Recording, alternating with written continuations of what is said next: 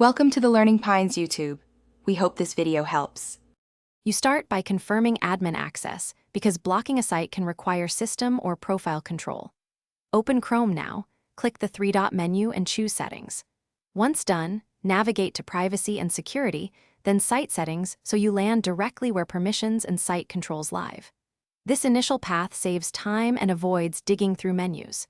Make sure to stay in the profile you want to modify, otherwise you might block the wrong user or lose changes.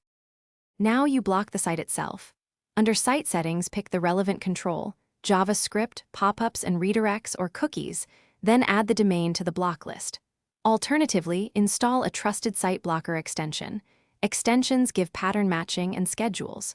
Once installed, enable it and add the exact URLs or wildcard patterns you want blocked. Make sure to grant only necessary permissions. If you need system-wide blocking, prepare to edit the host's file or use router-level controls next.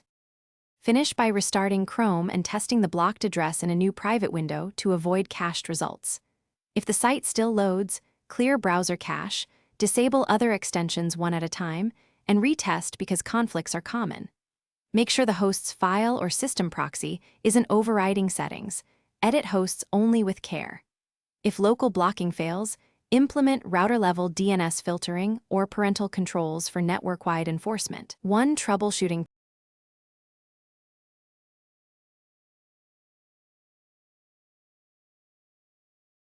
Thanks for watching. Consider subscribing if we helped you.